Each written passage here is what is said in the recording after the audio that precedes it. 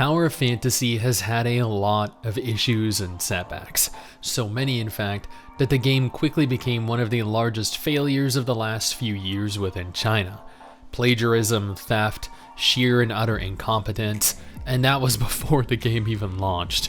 After launching, there was severe lag, hacks ran rampant, players began exploiting duplication methods. The Chinese release went down in history as one of Perfect World's worst MMO releases to date, and that is saying something. Fast forward to August 2022, players were eagerly anticipating its global release, as it was confirmed to be launching on August 10th or 11th.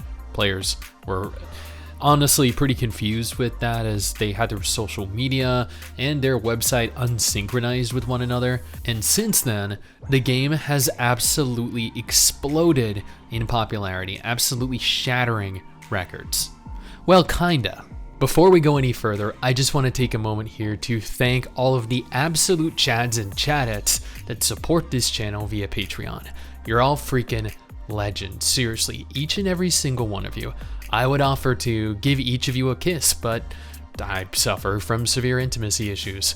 Additionally, if you want to stay up to date with all the latest MMO gacha and gaming news, take a second here to follow MRSSTIX and I over on Twitter. We tweet daily. Pre-registrations for Tower of Fantasy's global release were higher than any other mobile game this year. Grimlight, Alice Fiction, Artery Gear Fusion, Counterside.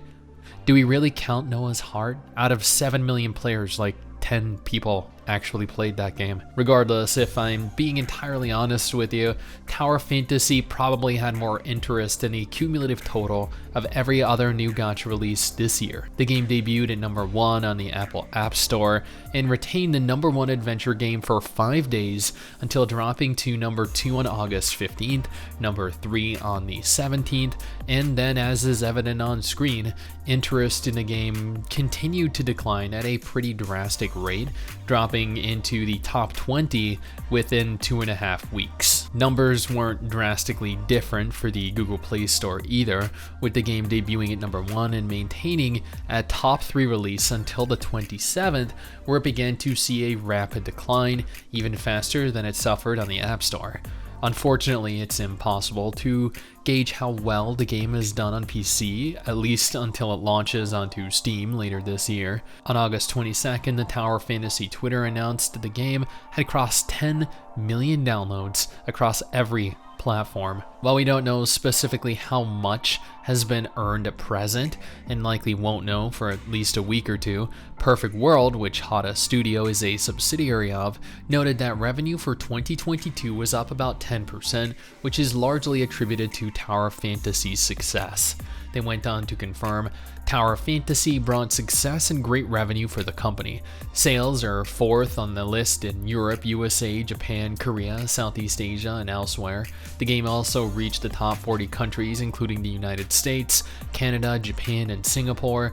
Ranked 1st in the list of free iOS games in 2019. I'm not sure why they mentioned 2019 there, but anyway, and regions, and entered the list of the 10 highest grossing iOS games in 30 countries and regions. Both Perfect World, the parent company of Hata, and Level Infinite, the global publisher for Tower of Fantasy, have several other games they're releasing this year after the short-term success of this game, and I understand this is the perfect time to take advantage of this to bolster your earnings for the second half of 2022. Tower of Fantasy's first month is also doing incredibly well, and month 2 is going to do considerably worse. Not better, worse. The general player base has declined significantly since it launched.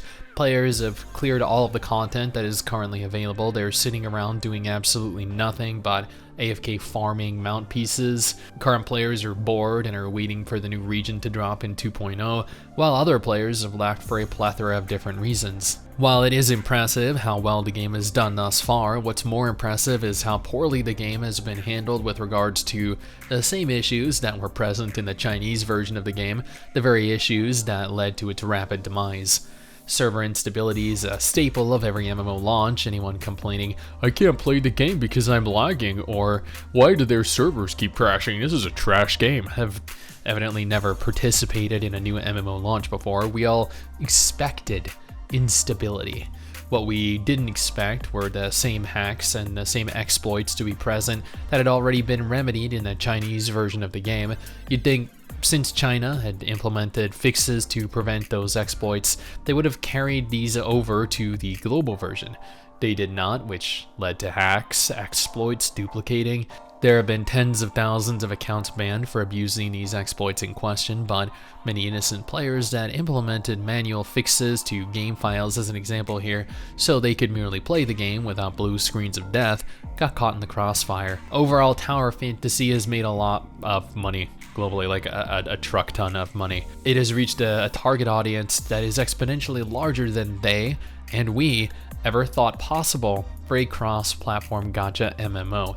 They have shown the world that players are accepting of cross-platform games built for both PC and mobile in mind, and that we're very easy to take advantage of and milk for every cent we have. This is a fun game, heavily gating that fun behind very thin, very limited content, but that'll be fixed when 2.0 releases, right? Possibly. I look forward to seeing how September through December does, as we're already noticing many of our viewers have quit the game, and even their tweets are showing vastly reduced interaction. Now, if Tower Fantasy is not your thing, then no problem. I got a list of MMOs that you might be interested in playing on screen right now, still confirmed to be releasing this year, or a list of the most played gacha games right now, the gachas that everyone is playing.